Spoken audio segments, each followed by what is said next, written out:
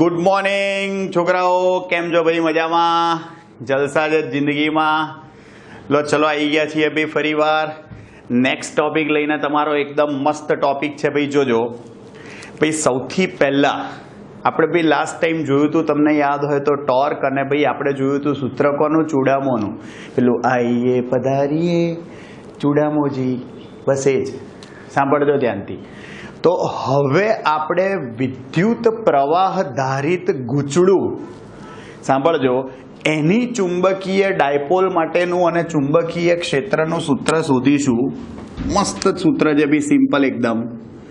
જોજો, વિદ્યુત પ્રવાહ ધારિત ગૂંચળા માટે, વિદ્યુત પ્રવાહ ધારિત ગૂંચળા માટે જોજો ભાઈ, સૌથી પહેલા ભાઈ એની ચુંબકીય ડાયપોલ અને ચુંબકીય ક્ષેત્ર કેવી રીતે ઉદ્ભવે જોઈશું. સાંભળજો ધ્યાનથી ભાઈ. આપણને ખબર જ છે કે વિદ્યુત પ્રવાહ ધારિત ગૂંચળા માટે, n આંટાઓ ધરાવતા ગૂંચળા માટે ચુંબકીય ક્ષેત્રનું સૂત્ર શું હતું ભાઈ? યાદ હોય તો B = μ0 NIR² upon 2 times x² plus a² raised to 3/2. ભાઈ આપણે NIA² આપણે ત્રિજ્યા a લખતા હતા ભાઈ, તો એ જ રાખીએ છીએ, raised to 3/2. ક્લિયર ભાઈ? આપણે ગૂંચળાની ત્રિજ્યા શું લખતા હતા? a. μ0 NIA² upon 2 times x² plus a² raised to 3/2. Okay, હવે સાંભળજો, જ્યાં આપણે શું કરીએ જુઓ ભાઈ, પાઈ વડે ગુણી અને ભાગતા. ભાઈ લાફો મારીને સોરી કહી દો, ભાઈ લાફો મારીને સોરી કહી દો અહીંયા. તો ભાઈ તમારું ચુંબકીય ક્ષેત્ર શું લખાશે? જોજો, μ0 NI. જો એ આ લાફો મારીને સોરી કહી દીધું. પાઈ વડે ગુણ્યું અને પાઈ વડે ભાગી કાઢ્યું. આ x² plus a² raised to શું થાય? 3/2. ક્લિયર? ધ્યાનથી જુઓ ભાઈ, આ પાઈ a² શું કહેવાય? જ્યાં પાઈ a² બરાબર વર્તુળાકાર ગૂંચળાનું ક્ષેત્રફળ, વર્તુળાકાર ગૂંચળાનું ક્ષેત્રફળ કહેવાય ભાઈ. જોજો ધ્યાનથી. તો જુઓ, ચુંબકીય ક્ષેત્રનું સૂત્ર શું લખાય ભાઈ? μ0 NIA, આ a થઈ ગયું, upon 2 pi x² plus a² raised to 3/2. Clear? ધ્યાનથી જોજો ભાઈ. આઈએ પધારીએ અતિથિ દેવો ભવ n ટાઈમ્સ. જેટલી વાર આવે અતિથિ આપણને વાંધો જ નથી ભાઈ. આઈએ પધારીએ ચૂડામોજી. જુઓ તો જ્યાં નિયા શું થયું? NIA n ટાઈમ્સ આઈએ = શું કહેવાય ભાઈ? ચુંબકીય ડાયપોલ મોમેન્ટ. ભાઈ જુઓ, વિદ્યુત પ્રવાહ ધારિત વર્તુળાકાર ગૂંચળાની શું આવી ભાઈ? ચૂડામો. ચુંબકીય ડાયપોલ મોમેન્ટ, ચુંબકીય ડાયપોલ મોમેન્ટ થાય. તો જુઓ ભાઈ, આ શું લઈ આવ્યા તમે? B બરાબર μ0 M. ભાઈ આવી ગયું ચૂડામો, ચુંબકીય ડાયપોલ મોમેન્ટ, અને અપોન શું થશે ભાઈ? 2 પાઈ. અને ધ્યાનથી જોજો હવે, x² plus a² raised to 3/2. હવે બી આપણે લેતા હતા એમ થિયરીમાં, જો x is very much greater than a હોય તો ભાઈ x ની સાપેક્ષે a ખૂબ જ મોટો હોય, સાંભળ, સોરી, એની સાપેક્ષે એ x ખૂબ જ મોટો હોય તો x² ની સાપેક્ષે a² ને અવગણતા. ભાઈ x² ની સાપેક્ષે a² ને અવગણતા. જોજો, તેનો મતલબ કે ભાઈ અહીંયા તમારા ચુંબકીય ક્ષેત્રનું સૂત્ર શું થાય? જુઓ, a² ને અવગણો ભાઈ, તો x² raised to 3/2 વધે. ભાઈ શું થયું? x² raised to 3/2 એટલે સ્ક્વેર રૂટ ગયા તો x³ આવે. જુઓ તમારું સૂત્ર શું થયું? μ0 M अपॉन 2 અને આ x ક્યુબ થઈ ગયું। ભાઈ જુઓ આને આવી રીતે પણ લખાય μ0 m, જોજો ધ્યાનથી ભાઈ અહીંયા 2 વડે ગુણવું અને 2 વડે ભાગવું તો છેદમાં 4π થઈ જાય। ભાઈ આ ગૂંચળાની અક્ષ પર ચુંબકીય ક્ષેત્રનું સૂત્ર લાયા। તમને યાદ હોય તો યાદ કરાવું ને યાદોની યાદ તાજી કરાવું। ભાઈ યાદ હોય તો પહેલા ચેપ્ટરમાં આપણે વિદ્યુત ડાયપોલની અક્ષ પર ખૂબ જ મોટા અંતરે વિદ્યુત ક્ષેત્ર લાયા હતા। એ સૂત્ર આવું જ હતું। ભાઈ ફરક શું હતો ભાઈ યાદ હોય તો તમને μ0 ની જગ્યાએ ત્યાં મતલબ μ0/4π ની જગ્યાએ ત્યાં અચળાંક કયો હતો તમારો 1/4πε0। ભાઈ ચુડામોની જગ્યાએ ત્યાં શું હતું વિડામો વિદ્યુત ડાયપોલ મોમેન્ટ અને આ ચૂકશેની જગ્યાએ ત્યાં શું હતું વિકશે વિદ્યુત ક્ષેત્ર। ભાઈ આનો મતલબ શું થયો જોજો ધ્યાનથી। આ સેમ સૂત્ર ભાઈ આ સૂત્ર આવી ગયું આપણું પણ તમને યાદ કરાવું છું વિદ્યુત ડાયપોલની અક્ષ પર વિદ્યુત ડાયપોલની અક્ષ પર વિદ્યુત ક્ષેત્રનું સૂત્ર ભાઈ આપણે શું લાયા હતા જોજો ધ્યાનથી તો કે E બરાબર 2 તો છે જ μ0/4π ની જગ્યાએ 1/4πε0 ડાયપોલ મોમેન્ટ સ્મોલ p થાય અપોન શું થઈ જાય ભાઈ x ક્યુબ। ત્યાં આપણે અંતર z લખતા હતા, અંતર z લખો r લખો બધું ચાલે ભાઈ ક્લિયર। આ ખાસ ધ્યાન રાખજો મૂલ્ય જ લખીએ છીએ ભાઈ એટલે ભાઈ તમારે લંબ અક્ષ માટે સૂત્ર લખવું હોય ને તોય આવું ને આવું જ આવે। તમે યાદ હોય તો વિદ્યુત ડાયપોલની લંબ અક્ષ પર વિદ્યુત ક્ષેત્રનું સૂત્ર શું લખતા હતા ભાઈ વિદ્યુત ડાયપોલની લંબ અક્ષ પર વિદ્યુત ક્ષેત્ર શું હતું ભાઈ વિદ્યુત ડાયપોલની લંબ અક્ષ પર વિદ્યુત ક્ષેત્રનું સૂત્ર આવું હતું જોજો 1/4πε0 p/y3। આપણે લંબ અક્ષનું અંતર y લેતા હતા, મૂલ્ય જ લખ્યું છે, સદિશ લખતા હતા તો -p કેપ હતું, અત્યારે આપણે ખાલી મૂલ્ય જ લખ્યું છે ભાઈ। તો સેમ વસ્તુ તમે ભાઈ ચુંબકીય ડાયપોલની લંબ અક્ષ પર ચુંબકીય ક્ષેત્ર લખો, ચુંબકીય ડાયપોલની લંબ અક્ષ પર ચુંબકીય ક્ષેત્ર લખો ભાઈ તો કઈ જ ફરક ના પડે, એની જગ્યાએ બી આવે, 1/4πε0 ની જગ્યાએ અહીંયા અચળાંક μ0/4π આવે ભાઈ, વિડામોન જગ્યાએ ચુડામો આવે અપોન y3।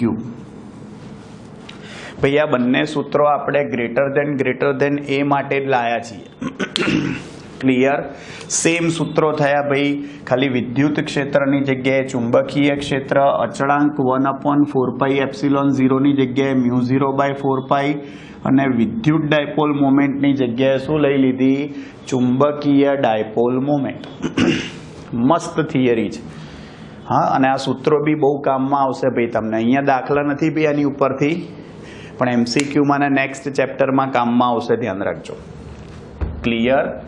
હવે ભાઈ વર્તુળાકાર કક્ષામાં ભ્રમણ કરતા જોજો ઇલેક્ટ્રોનની ચુંબકીય મોમેન્ટ, ભાઈ વર્તુળાકાર કક્ષામાં ભ્રમણ કરતા ઇલેક્ટ્રોનની ચુંબકીય ડાયપોલ મોમેન્ટ, ભાઈ એને સ્પિન ચુંબકીય મોમેન્ટ એટલે કે કક્ષીય ચુંબકીય મોમેન્ટ બી કહેવાય, કારણ કે ઇલેક્ટ્રોન એની કક્ષામાં ભ્રમણ કરતો હોય। ભાઈ જુઓ તમને મને ખબર છે કે ન્યુક્લિયસ છે, આ રહ્યું તમારું ZE, એની આસપાસ ઇલેક્ટ્રોન ભાઈ વર્તુળાકાર કક્ષામાં ભ્રમણ કરે છે, એ આ રહ્યો ભાઈ ઇલેક્ટ્રોન વર્તુળાકાર કક્ષામાં શું કરે છે ભાઈ ભ્રમણ, જોજો એ આ રહ્યો ઓકે, સાંભળજો ધ્યાનથી ભાઈ। હવે કેન્દ્રથી આ અંતર તમારું છે r, ઇલેક્ટ્રોન ભ્રમણ કરે છે, જોજો ભાઈ રૈવાજિક પ્રવાહ આવી રીતે વહે છે, આ રૈવાજિક પ્રવાહ તો ઇલેક્ટ્રોનની ગતિ એનાથી ઊંધી હશે. ધારો કે ઇલેક્ટ્રોન આવી રીતે જાય છે, જુઓ તો અહીંયા એનો વેગ ક્યાં હોય? સ્પર્શકની દિશામાં. ઇલેક્ટ્રોનનો આ સ્પર્શકની દિશામાં. રૈવાજિક પ્રવાહ ભાઈ ધન વિદ્યુત ભારોની ગતિના લીધે રચાય ને આપણે હંમેશા ધન વિદ્યુત ભાર વડે રચાતો પ્રવાહ લઈએ છીએ. અને અહીંયા જુઓ ઇલેક્ટ્રોનની ગતિ ક્યાં હોય? એનાથી વિરુદ્ધ. જોજો ધ્યાનથી ભાઈ, આપણે આની ચુંબકીય ડાયપોલ મોમેન્ટ શોધવી હોય, ધ્યાનથી સાંભળજો ભાઈ, તો સૌથી પહેલા તમને જે સૂત્ર ખબર છે ભાઈ, તો સાંભળજો. ચુંબકીય ડાયપોલ મોમેન્ટ ભાઈ આપણે એને એમ વડે દર્શાવતા હતા. અહીંયા કક્ષીય ચુંબકીય મોમેન્ટનો સ્પેશિયલી સિમ્બોલ મ્યુ એલ લખાય છે. ભાઈ તમે આને એમ વડે દર્શાવશો તો પણ ચાલશે, પણ મ્યુ લખો એ વધારે બેટર છે કક્ષીય ચુંબકીય મોમેન્ટમાં. અને જુઓનું સૂત્ર શું હતું? સૂત્ર તો આપણું એ જ થાય ભાઈ, આઈએ પધારીએ. થઈ ગયું. હવે ભાઈ આમાં તમારે પ્રવાહ અને ક્ષેત્રફળની કિંમત મૂકવાની. જુઓ સિમ્પલ ભાઈ, કેન્દ્રથી અંતર r હોય તો તમને ખબર જ છે ભાઈ, વર્તુળનું ક્ષેત્રફળ શું થશે? પાઈ r સ્ક્વેર. ભાઈ વર્તુળનું ક્ષેત્રફળ શું થાય? પાઈ r સ્ક્વેર. ચલો ભાઈ પ્રવાહ જોજો, તો કે ભાઈ વિદ્યુત પ્રવાહનું સૂત્ર તમે લખવા જાઓ ક્યુ આઈ ટી, તો I બરાબર શું લખાય ભાઈ? ક્યુ બાય ટી. આમાં ધ્યાનથી જોજો ભાઈ, પહેલા તો આપણે ઇલેક્ટ્રોન માટે લખીએ છીએ. હવે ઇલેક્ટ્રોન એક ભ્રમણ પૂર્ણ કરે, સાંભળજો, ઇલેક્ટ્રોન એક ભ્રમણ પૂર્ણ કરે તો સ્વાભાવિક છે સમય આવર્તકાળ જેટલો હોય. સમય કેટલો હોય ભાઈ? આવર્તકાળ જેટલો, કેપિટલ ટી. ભાઈ કાપેલું અંતર કેટલું હોય? તો કે પરિઘ જેટલું, એટલે કે 2πr. ખબર જ છે આપણને. ચલો તો પ્રવાહ લખવા જાઓ. જુઓ તો પહેલા તો I બરાબર વિદ્યુત ભાર ઇલેક્ટ્રોનનો હોય તો E થાય, અપોન સમયની જગ્યાએ આવર્તકાળ લખાય. જોજો એક ભ્રમણ પૂરું કરે. જોજો ભાઈ, ઝડપ બરાબર અંતર ભાગ્યા સમય. ભાઈ અંતર કેટલું? અહીંયા પરિઘ જેટલું. સમયને કરતા બનાવો તો આવર્તકાળ શું થશે ભાઈ? અંતર પરિઘ જેટલું. ઝડપ નીચે નાખી દો, v થઈ જાય. આ ટી ની કિંમત અહીંયા નાખી દો. જુઓ તો રચાતો પ્રવાહ શું થઈ ગયો ભાઈ? E તો છે જ, અપોન ટી ની જગ્યાએ શું આવે? 2πr upon v. જુઓ પ્રવાહ મળી ગયો ભાઈ, આ ક્ષેત્રફળ મળી ગયું, આ 2 અને આ 3, આ બંનેની કિંમતો ઉઠાઈને એકમાં નાખી દો ભાઈ. તો સમીકરણ 2 અને 3 ની કિંમતો સમીકરણ 1 માં નાખી દો ભાઈ. તો જુઓ તમારી કક્ષીય ચુંબકીય મોમેન્ટનું સૂત્ર શું થયું? જુઓ I ની જગ્યાએ EV અપોન 2πr. ભાઈ આ સૂત્ર આમ બી આપણે યાદ રખાવ્યું હતું, પણ અહીંયા થિયરીમાં લાવવું પડે. અને ક્ષેત્રફળ કેટલું છે ભાઈ? પાઈ r સ્ક્વેર. જુઓ ભાઈ કક્ષીય ચુંબકીય મોમેન્ટનું સૂત્ર શું થયું? જુઓ પાઈ r કેન્સલ થઈ જાય તો જુઓ તમારું સૂત્ર શું બને ભાઈ? Half EVR. શું બનશે તમારું સૂત્ર? જુઓ ભાઈ ધ્યાનથી, હાફ EVR. પાઈ r કેન્સલ, એકવાર r બચ્યા. શું આવી ગયું ભાઈ? Half EVR. બહુ કામનું સૂત્ર આવ્યું આ ભાઈ. આ તમારી ચુંબકીય મોમેન્ટનું સૂત્ર આવ્યું. કક્ષીય ચુંબકીય moment half EVR. Electron r ત્રિજ્યાના વર્તુળાકાર માર્ગે v ઝડપથી ભ્રમણ કરતો હોય ત્યારે એની ચૂડામો, જેને આપણે સ્પિન ચુંબકીય મોમેન્ટ એટલે કે કક્ષીય ચુંબકીય મોમેન્ટ કચુમો કહીએ છીએ, અને એ છે હાફ EVR. આપણે આનો કોણીય વેગમાન સાથેનો સંબંધ લાવવાનો છે. બીજો જો તો ઇલેક્ટ્રોનનું કોણીય વેગમાન ભાઈ, ઇલેક્ટ્રોનનું કોણીય વેગમાન. જોજો ઇલેક્ટ્રોનનું કોણીય વેગમાન શું થાય? તો કે L, કોણીય વેગમાનની સંજ્ઞા L છે ભાઈ, બરાબર શું થાય? r cross p. મૂલ્ય લખું તો rp sin થીટા થાય. થીટા અહીંયા 90 થશે. જુઓ કારણ કે વેગ સ્પર્શકની દિશામાં છે એટલે ત્રિજ્યા અને વેગ પરસ્પર લંબ થઈ જાય ભાઈ. પરસ્પર લંબ થશે એટલે શું થઈ જાય? ખૂણો 90. અને વેગમાન શું આવે ભાઈ? p બરાબર mv. તો એનો મતલબ શું થયો ભાઈ?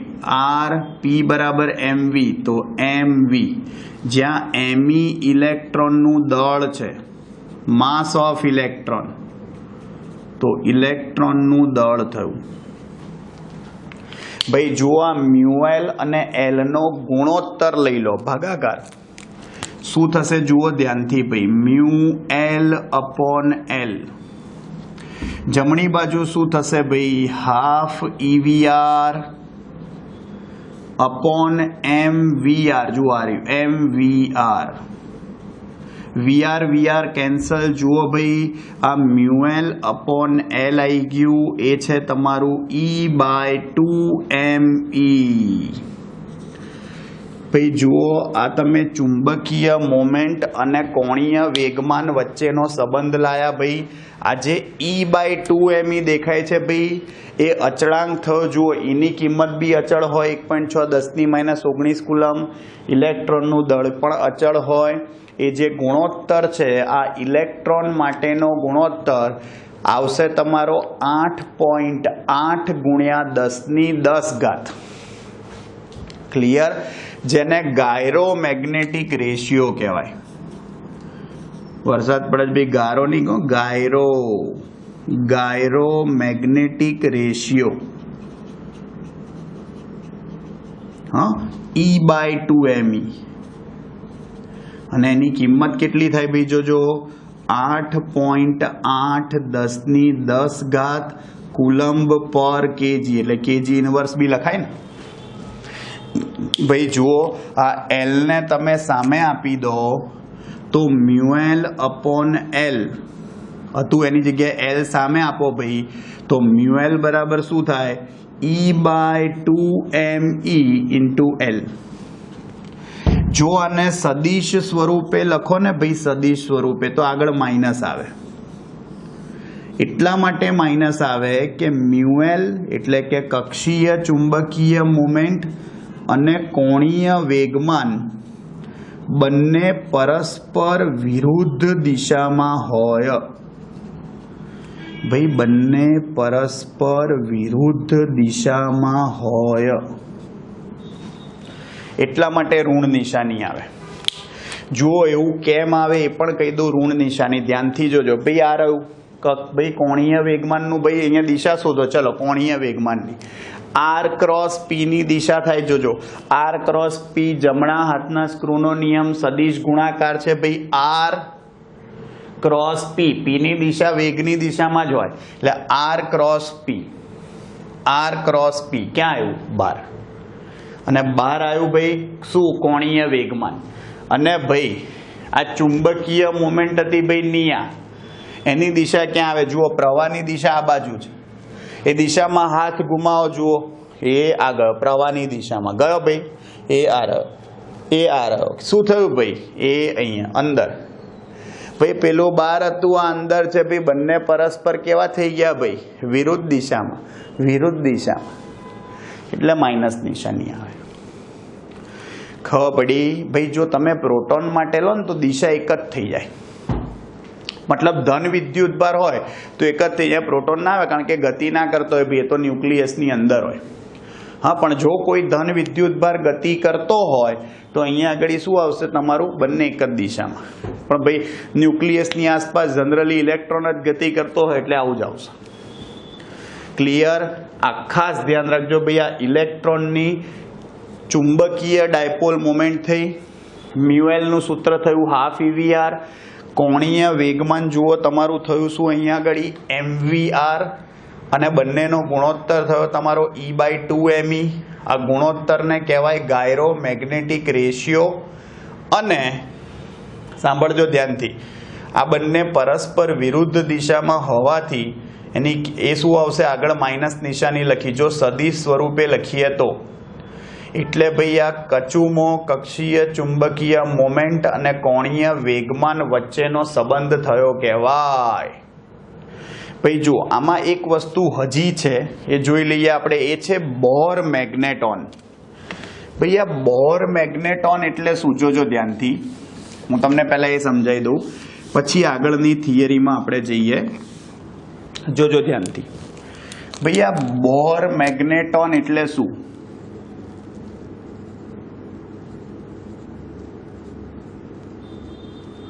ભાઈ સાયન્ટિસ્ટ હતા નીલ બોર. આપણને ખબર જ છે ભાઈ, બોરના અધિતર્ક આવે, એમાંનો બહુ જ અગત્યનો અધિતર્ક છે ભાઈ ક્વોન્ટમીકરણ માટે, કે ઇલેક્ટ્રોન કઈ કક્ષામાં ભાઈ ભ્રમણ કરી શકે, એના માટેનો એમનો નિયમ છે. સાંભળજો ધ્યાનથી, એમનો નિયમ શું છે? તો કે બોર અધિતર્ક એવો છે કે ભાઈ ઇલેક્ટ્રોન અનંત સંખ્યાની કક્ષાઓમાંથી માત્ર એવી કક્ષાઓમાં જ ભ્રમણ કરી શકે જેમાં એનું કોણીય વેગમાન h/2π ના પૂર્ણ ગુણાંકમાં હોય. હવે મેં નહીં ભાઈ, નીલ બોરે કીધું હતું કે ઇલેક્ટ્રોનનું કોણીય વેગમાન જે છે એ h/2π ના પૂર્ણ ગુણાંકમાં હોવું જોઈએ. સાંભળજો ધ્યાનથી, તો ઇલેક્ટ્રોનનું કોણીય વેગમાન, ભાઈ ઇલેક્ટ્રોનનું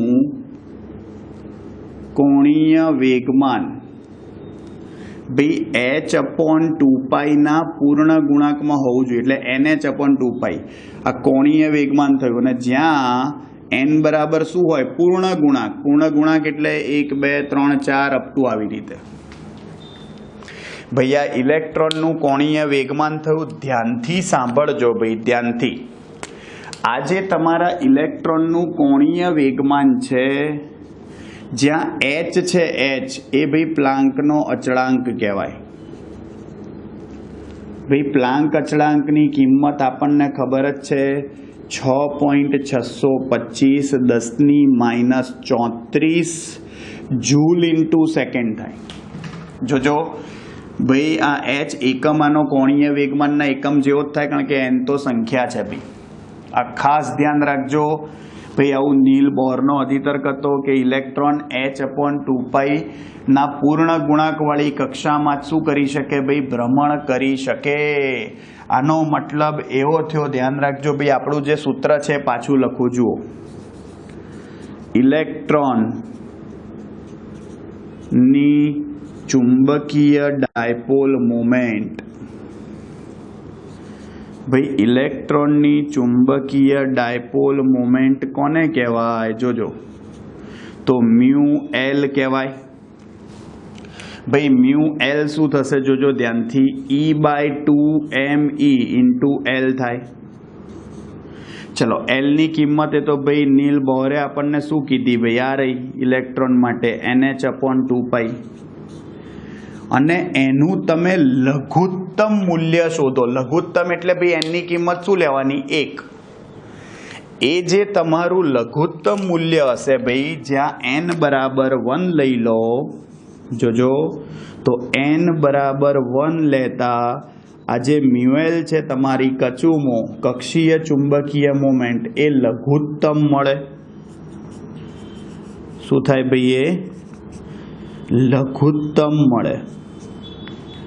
અને એ જે લઘુત્તમ છે એની તમે કિંમત લાવો ભાઈ, એને જ બોર મેગ્નેટોન કહેવાય. સમજ્યા ભાઈ? એ જે લઘુત્તમ કિંમત છે એને જ બોર મેગ્નેટોન કહેવાય. જોજો ધ્યાનથી ભાઈ. ક્લિયર? જુઓ, તો અહીંયા આગળ આપણે આમાં કિંમત મૂકીને લઈ આવ્યા છીએ ભાઈ. મસ્ત મજાની થિયરી છે, ઇમ્પોર્ટન્ટ થિયરી છે, ધ્યાન રાખજો ભાઈ. અલગ અલગ પૂછાય, બોર મેગ્નેટોન બી અલગ પૂછાય, કક્ષીય ચુંબકીય મોમેન્ટ બી અલગ પૂછાય, અને ગૂંચળામાં ડાયપોલ અને એનું ચુંબકીય ક્ષેત્ર વિદ્યુત પ્રવાહધારી. જોજો હવે અહીંયા કિંમત મૂકી દો તો μL મિનિમમ થશે. μL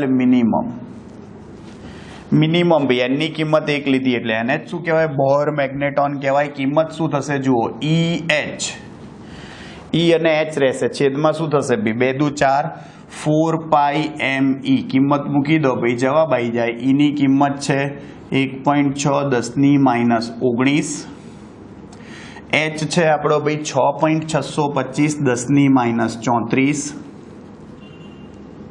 છેદમાં 4 પાઈ અને એમઈ, ઇલેક્ટ્રોનનું દળ કેટલું થાય 9.1 10-31. ભાઈ આનું સાદુરૂપ આપીને તમે જવાબ લાવો તો મ્યુએલ મિનિમમ આવશે તમારો 9.27 10-24. આટલા એમ્પિયર ઇન્ટુ મીટર સ્ક્વેર થાય. જોજો ભાઈ આ એમ્પિયર ઇન્ટુ મીટર સ્ક્વેર કહેવાય એકમ, કારણ કે છે તો ભાઈ ચૂડામો જ ને, એટલે આઈ જ આવે ને, તો એનો મતલબ શું આવે એમ્પિયર ઇન્ટુ મીટર સ્ક્વેર. ભાઈ આને બોર મેગ્નેટોન કહેવાય. આ મિનિમમ કિંમતને શું કહેવાય બોર મેગ્નેટોન.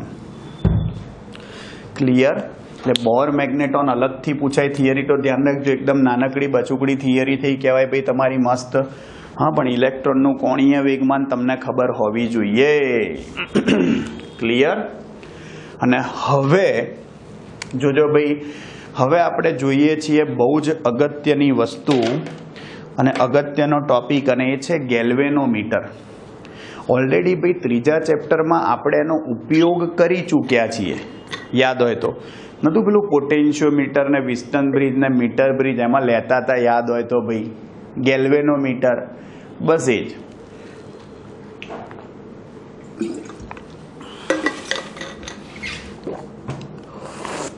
પણ એનો જે સિદ્ધાંત છે ને ભાઈ એ અહીંયા આવે, અને એની ઉપરથી બીજી બે રચનાઓ બી જોઈશું, એ મીટર અને વોલ્ટ મીટર. ભાઈ એ ગેલ્વેનોમીટરનો ઉપયોગ છે કે પહેલાં તો પ્રવાહની હાજરીની નોંધ લઈ શકે, પ્રવાહ માપી શકાય એટલે કે એ મીટર બનાવી શકાય, અને વોલ્ટેજ માપી શકાય, વીજ દબાણ એટલે કે વોલ્ટ મીટર બનાવવામાં પણ એનો ઉપયોગ થાય. હવે તો આ જે ગેલ્વેનોમીટર છે ને ભાઈ એનો સિદ્ધાંત જ એ છે જે આપણે ટોર્ક ભણ્યા ને લાસ્ટ લેક્ચરમાં, એ જ એનો સિદ્ધાંત છે. શું છે સિદ્ધાંત ભાઈ? જોજો ધ્યાનથી. ગેલ્વેનોમીટરનું કાર્ય અને સિદ્ધાંત. ગેલ્વેનોમીટર નું કાર્ય, રચના અને સિદ્ધાંત. ભાઈ એનો સિદ્ધાંત એવો જ છે કે વિદ્યુત પ્રવાહ ધારિત ગૂંચળાને ચુંબકીય ક્ષેત્રમાં લટકાવતા તેના પર ટોર્ક લાગતા તેનું કોણાવર્તન થાય છે. એ તમારા ગેલ્વેનોમીટરનો સિદ્ધાંત છે. હવે જોજો ધ્યાનથી ભાઈ એની રચનામાં શું છે. જોજો ભાઈ, એ આ નોર્થ અને સાઉથ પોલ છે. જો ભાઈ આ રહ્યો નોર્થ પોલ અને આ રહ્યો સાઉથ પોલ. જોજો કાયમી ચુંબકો છે ભાઈ તમારા નોર્થ અને સાઉથ પોલ. ભાઈ આ નોર્થ અને સાઉથ પોલ જે છે આ તમારા કાયમી ચુંબકો થયા. આ જે તમારા કાયમી ચુંબકો છે વચ્ચે ભાઈ રચનામાં જોજો તો કે વિદ્યુત પ્રવાહ ધારિત ગૂંચળું હોય. જોજો ધ્યાનથી, જેની અક્ષને અનુલક્ષીને ભ્રમણ કરી શકે એવું હોય, આ વિદ્યુત પ્રવાહ ધારિત ગૂંચળું છે. જોજો ભાઈ એન આંટાઓ હોય, આવી રીતે બતાવી દઉં. એટલે આ તમારું થયું ભાઈ ગૂંચળું. ગૂંચળું ભાઈ એની અક્ષને અનુલક્ષીને ભ્રમણ કરી શકે એવું હોય. ભાઈ જુઓ અહીંયા આગળ નરમ લોખંડનો નાનો નળાકાર હોય. ભાઈ નરમ લોખંડ એટલા માટે હોય, નરમ લોખંડ જે છે એની પરમિએબિલિટી બહુ જ ઊંચી હોય. સમજો નરમ લોખંડનો નાનો નળાકાર છે અને એની મદદથી શું થઈ શકે તો કે ત્રિજ્યાવર્તી ચુંબકીય ક્ષેત્ર ઉત્પન્ન કરી શકાય. નરમ લોખંડના નળાકારની મદદથી. ભાઈ એ નળાકારની મદદથી શું થઈ શકે ભાઈ તો કે ત્રિજ્યાવર્તી સમાન ચુંબકીય ક્ષેત્ર ઉત્પન્ન કરી શકાય. સમાન ચુંબકીય ક્ષેત્ર ઉત્પન્ન કરી શકાય. ભાઈ ત્રિજ્યાવર્તી ચુંબકીય ક્ષેત્રનો મતલબ એવો થયો કે ભાઈ ક્ષેત્રફળ સદિશ અને ચુંબકીય ક્ષેત્ર પરસ્પર લંબ હોય એને ત્રિજ્યાવર્તી સમાન ચુંબકીય ક્ષેત્ર કહેવાય. ઓકે, જેમ ત્રિજ્યાવર્તી પ્રવેગ હોય ભાઈ તો એમાં વેગ પ્રવેગ પરસ્પર લંબ હોય, એવી રીતે ત્રિજ્યાવર્તી ચુંબકીય ક્ષેત્રનો મતલબ એવો થાય કે ક્ષેત્રફળ સદિશ અને ચુંબકીય ક્ષેત્ર પરસ્પર લંબ રહે. અગત્યની વસ્તુ જોજો, અંદર સ્પ્રિંગ હશે ભાઈ, આની સાથે સ્પ્રિંગ જોડેલી હશે. જોજો આ રી સ્પ્રિંગ છે અને સ્પ્રિંગ સાથે ભાઈ તમે સમજો દર્શક હોય, સ્કેલ હોય. ભાઈ આ સ્કેલ પર જેમ જેમ ભાઈ આમાંથી પ્રવાહ પસાર થાય એમ શું થાય? યસ, આવર્તન થાય. અને ભાઈ આ સ્કેલ પર એટલો વધારે, આ કાંટો જે ભાઈ સ્વાભાવિક છે, જો વધારે પ્રવાહ પસાર થશે એમ આ જે સ્પ્રિંગ જે છે ધીમે ધીમે ખુલતી જાય અને ખુલતી જાય એમ આ જે સ્કેલ જે છે એ આ આવર્તન વધતું જાય. સમજ્યા ભાઈ? માં સ્કેલ છે ભાઈ, એ આવર્તન છે, દર્શક થવું કહેવાય. સ્કેલ, આ સ્કેલ થયો અને આ દર્શક થયું ભાઈ. જુઓ સિમ્પલ, આપણને બતાવે કે કેટલું આવર્તન થાય છે. સિમ્પલ. અને જુઓ સમાન ત્રિજ્યાવર્તી ચુંબકીય ક્ષેત્ર લો ને એટલે નોર્થમાંથી બહાર નીકળે, નોર્થમાંથી ભાઈ બહાર નીકળે, સમજે, અને સાઉથમાં એન્ટર થાય.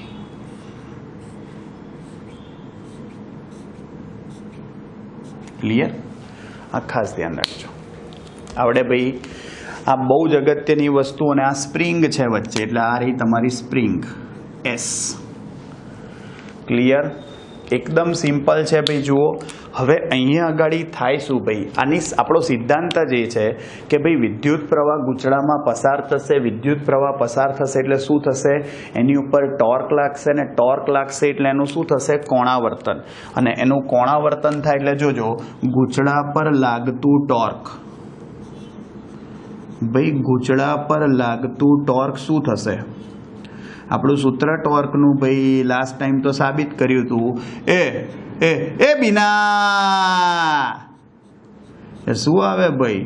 બીના સાઇન થીટા.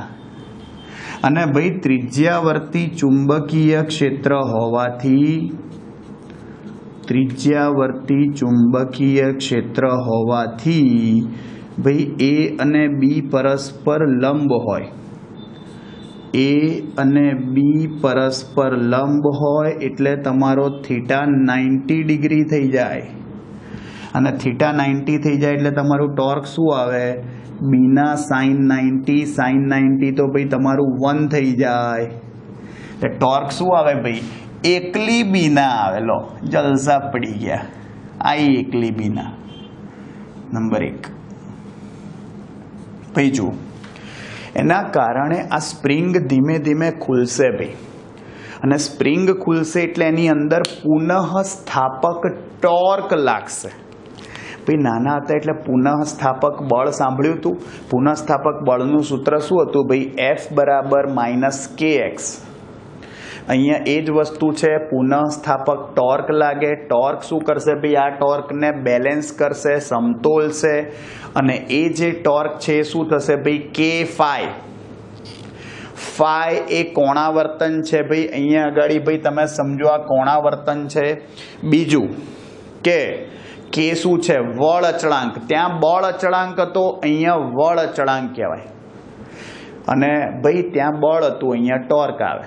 ત્યાં સ્થાનાંતર હતું, અહીંયા કોણીય સ્થાનાંતર એટલે કે ખૂણો એટલે કે કોણાવર્તન આવે. તો આનો મતલબ શું થયો ભાઈ? જોજો, સ્પ્રિંગમાં ઉદ્ભવતું પુનઃ સ્થાપક ટોર્ક, તો સ્પ્રિંગમાં ઉદ્ભવતું ભાઈ પુનઃ સ્થાપક ટોર્ક શું થશે? ટોર્ક ટો બરાબર K phi. જ્યાં K વળ અચળાંક છે, સ્પ્રિંગનો અસરકારક વળ અચળાંક. અસરકારક શું છે ભાઈ? વળ અચળાંક અને ભાઈ ફાઈ શું છે તો કે કોણાવર્તન. ખાસ ધ્યાન રાખજો. તો ભાઈ સમીકરણ નંબર 1 અને 2 ના કલર સરખાઈ દો ભાઈ, બંને ટોર્ક જ છે ને. સમીકરણ 1 અને 2 ને સરખાવતા ભાઈ સંતુલિત સ્થિતિમાં, તો સમીકરણ 1 અને 2 ને સરખાવતા શું લખાય જોજો બીના, બરાબર શું લાયા કે ફાઈ. ભાઈ આને છેદમાં નાખી દો, જુઓ શું આવશે. ચલાઓ ના નैनो से बाण रे जान ले लो न जान रे. ભાઈ આ નીચે નાખી દો, જુઓ શું આવ્યું બાણ. કીધું તો ખરી, આ બી એ નીચે નાખી દો, આવી ગયું ને બાણ. ભાઈ ચલાઓ ના નैनो से बाण रे जान ले लो न जान रे. ભાઈ થાય કે નહીં? આના પરથી શું ખબર પડી ભાઈ? જુઓ આ કે અપોન બાણ આખું અચળ થઈ ગયું ભાઈ. આપેલા અહીંયા જે પ્રયોગ છે એના માટે આખું અચળ થઈ ગયું ભાઈ. અને બાણ અચળ હોય તો ભાઈ આઈ ચલે છે, શું થાય? ફાઈ. ભાઈ આપણે પહેલા જ તો કીધું તું કે પસાર થતા પ્રવાહના સમપ્રમાણમાં આવર્તન દર્શાવે. ભાઈ પસાર થતા પ્રવાહના સમપ્રમાણમાં આવર્તન દર્શાવે. આ રહ્યું કે ભાઈ વધે તો વધે, ઘટે તો ઘટે, અને પછી ના પ્રવાહ પસાર ના થાય તો એરો સીધો રહે. એ તો લાયા, સાબિત કરીને લાયા ભાઈ. આ ગેલ્વેનોમીટરનો સિદ્ધાંત કાર્ય અને આ રચના થઈ. આવડે ભાઈ? આ ખાસ ધ્યાન રાખજો ભાઈ, અને ધ્યાનથી જોજો. આની ઉપરથી ભાઈ આપણને 2 ભૌતિક રાશિ મળશે નવી, જોજો. પહેલી છે, સાંભળજો, પ્રવાહ સંવેદિતા. પ્રવાહ સંવેદિતા એટલે ભાઈ એને ઇંગ્લિશમાં કરંટ સેન્સિટિવિટી કહેવાય. કરંટ સેન્સિટિવિટી એટલે બીજું કંઈ નહીં, જોજો, ફાઈ અપોન આઈ. એટલે કે એકમ વિદ્યુત પ્રવાહ દીઠ, એકમ વિદ્યુત પ્રવાહ દીઠ આવર્તન, એને શું કહેવાય? યસ. અને ભાઈ પ્રવાહ સંવેદિતા, કરંટ સેન્સિટિવિટી. કરંટ સેન્સિટિવિટી એટલે એને SI વડે દર્શાવાય. સેન્સિટિવિટી ઓફ આઈ, આઈ એટલે કરંટ. તો એનું સૂત્ર શું થઈ ગયું જુઓ, SI નું. આની ઉપરથી જુઓ, ફાઈ અપોન આઈ, આ આઈ સામે જતું રહે અને આ બધું સામે નાખી દો, ઊંધું થઈ જાય આઈ છેદમાં. તો ભાઈ તમારું સૂત્ર શું થઈ ગયું? બેંક. ભાઈ બેંક આવી ગઈ ને, જુઓ. SBI નથી, ખાલી SI છે. જોજો, SI બેંક થઈ ગયું ભાઈ. આ તમારું બેંકનું સૂત્ર લાયા. અને જોજો, જો વોલ્ટેજ સંવેદ મતલબ એકમ વિદ્યુત પ્રવાહ દીઠ થતા ભાઈ આવર્તનને પ્રવાહ સંવેદિતા કહેવાય. તો વોલ્ટેજ સંવેદિતા એટલે શું? SV, sensitivity of voltage. Voltage sensitivity ભાઈ ફાઈ બાય વી. તો આમ જોવા જાવ તો આવું જ થયું. જો phi upon V is equal to તો IR થાય ને ભાઈ. વી ઇઝ ઇક્વલ ટુ તો શું થાય? IR.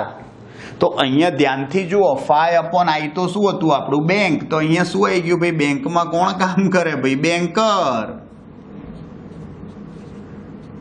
ભાઈ બેંકમાં કોણ હોય? બેંકર. થઈ ગયું ને ભાઈ. એટલે બેંક એટલે પ્રવાહ સંવેદિતા, અને વોલ્ટેજ સંવેદિતાનું સૂત્ર શું? Banker, BAN/KR. તો આનો મતલબ શું થયો? ધ્યાનથી જોજો કે આ તમારું સૂત્ર થયું એટલે તમે ભાઈ SI અપોન R પણ લખી શકો ને. આમ જોવા જાવ તો જુઓ, આ ફાઈ અપોન આઈ ને શું કહેવાય? SI અપોન RB લખાય ને, અપોન છેદમાં R. અને સૂત્ર શું થયું? આપણે કીધું એમ ભાઈ બેંકર.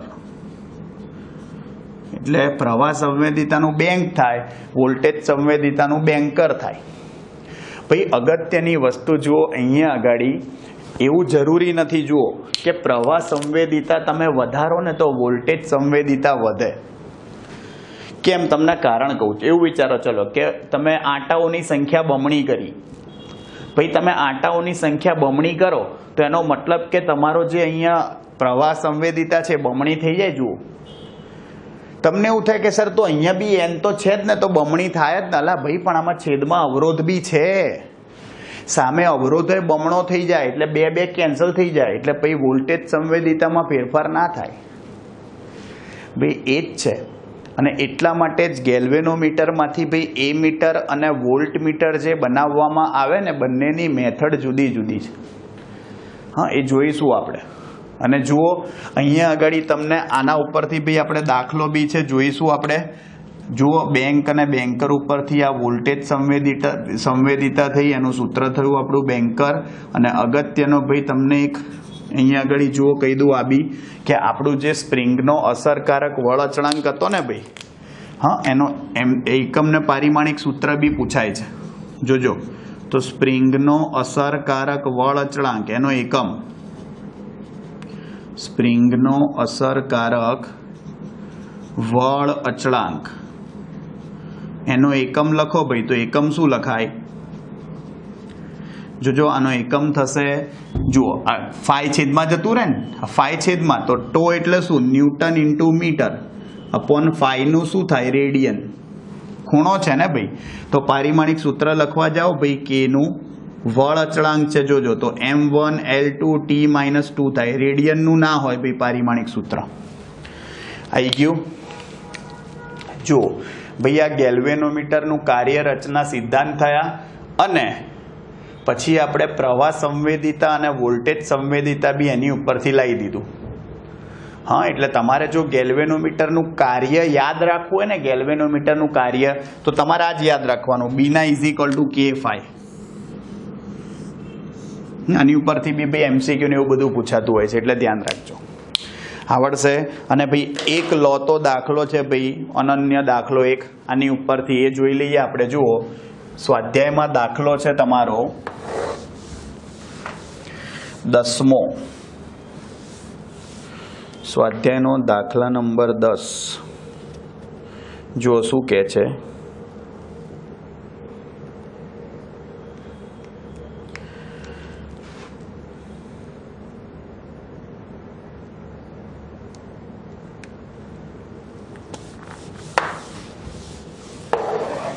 જોઈ લઈએ ભાઈ.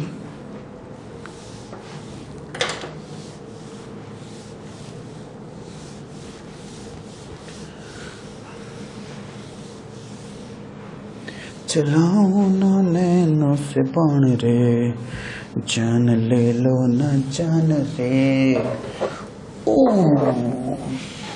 चलाओ ना नैनो से बाण रे, जान ले लो ना जान रे, कहीं फिसल न जाए, कहीं फिसल न जाए, अपनी बॉडी से प्राण रे. ઓ બાપા, બહુ લખી કાઢું હું મારું, નહીં બોર્ડ ઉપર આખું ભરી જ કાઢું ભમાઈ. હશે ભાઈ, પણ ભણવું તો પડે ને, શું થાય હવે. લો એડો ગણી કાઢીએ દાખલો. જો ભાઈ મસ્ત મજાનો દાખલો છે તમારો. જો શું કહે છે, સ્વાધ્યાયનો દાખલા નંબર ભાઈ 10મો છે. પ્રવાહ અને વોલ્ટેજ સંવેદિતા ઉપરથી મસ્ત દાખલો છે. ક્વેશ્ચન જોજો શું કહે છે ભાઈ. જો અવરોધ આપ્યો છે 10 ઓહ્મ R1, 2 ચલિત ગૂંચળાવાળા મીટરો આપ્યા છે ભાઈ. ચલિત ગૂંચળાવાળા ગેલ્વેનોમીટર, મૂવિંગ કોઇલ ગેલ્વેનોમીટર કહેવાય, MCG, મૂવિંગ કોઇલ ગેલ્વેનોમીટર. હા, ગ્રાઉન્ડ નથી ભાઈ, મેલબોર્ન ક્રિકેટ ગ્રાઉન્ડ નથી. શું છે? Moving coil galvanometer. જો એના અવરોધ આપ્યા છે. R1 10 ઓહ્મ આપ્યો છે, N1 30 આપ્યું છે, આંટાઓની સંખ્યા આપી છે પહેલી કોઇલમાં. 8 છેદનું ક્ષેત્રફળ આપ્યું છે 3.6, 10⁻³ મીટર સ્ક્વેર. જોજો B1 ચુંબકીય ક્ષેત્ર આપ્યું છે ભાઈ 0.25 ટેસ્લા. અવરોધ આપ્યો છે R2 બરાબર 14 ઓહ્મ, અને N2 આપ્યું છે ભાઈ 42 આંટાઓની સંખ્યા. A2 આપ્યું છે 1.8 10⁻³ 1.8 10⁻³ મીટર સ્ક્વેર અને એવું કહે છે B2 આપ્યું છે ભાઈ આપણને કેટલું 0.50 ટેસ્લા બંને સ્પ્રિંગ માટે બંને મીટર માટે સ્પ્રિંગ અચળાંક સરખા છે એટલે કે અચળ આપી દીધું છે ચલો સરસ એટલે ઉડી જ જાય શું કહે છે M2 અને M1 માટે પ્રવાહ સંવેદિતા અને વોલ્ટેજ સંવેદિતાનો ગુણોત્તર શોધો ભાઈ M2 અને M1 માટે કીધું છે M2 અને M1 શું કરવાનું જોજો પહેલા તો પ્રવાહ સંવેદિતાનું સૂત્ર ચલો પ્રવાહ સંવેદિતાનું સૂત્ર શું થાય ભાઈ SI બેંક પ્રવાહ સંવેદિતા એટલે બેંક થાય તો ભાઈ તમારે બીજા અને પહેલાનો ગુણોત્તર લાવવાનો છે તો SI2/SI1 થશે હા બીજી બેંક અપોન પહેલી બેંક N2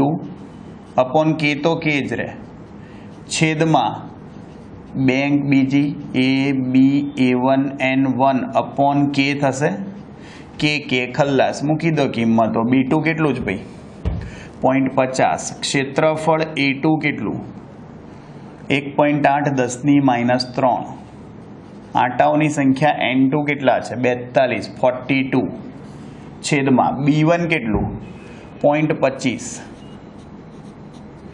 ભાઈ છેદમાં એ ક્યાં ગયું ભાઈ A1 3.6 10⁻³ અને આંટાઓ કેટલા N1 30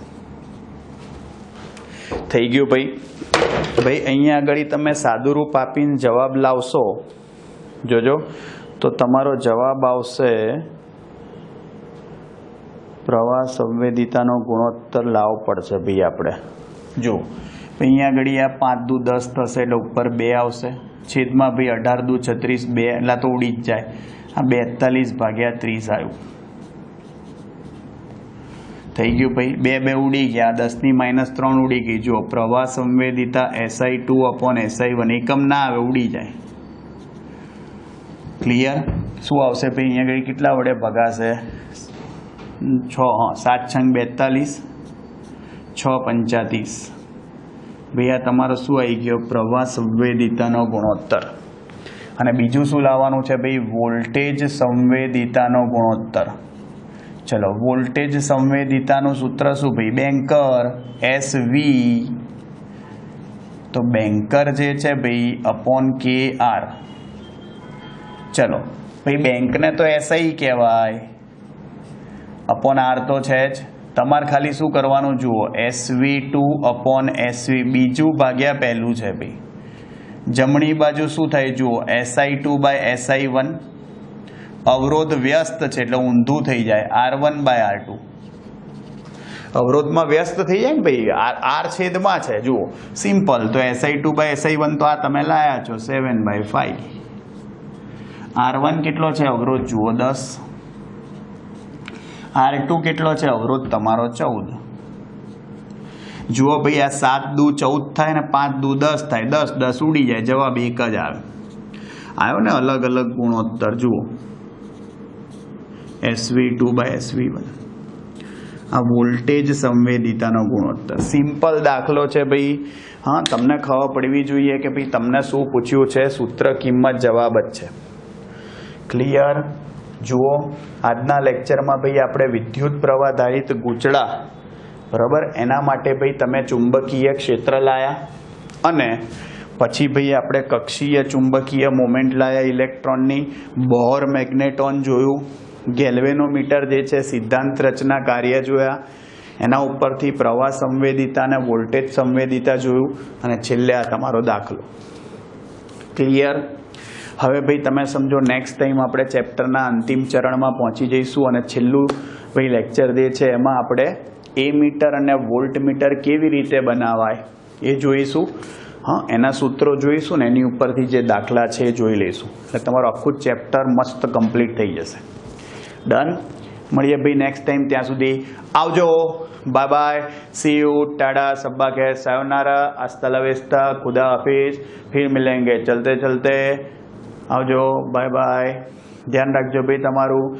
જય શ્રી કૃષ્ણ, જય અંબે, જય હિન્દ, જય ભારત, વંદે માતરમ. મળીએ નેક્સ્ટ લેક્ચરમાં છોકરાઓ. ચાલો, ટાટા.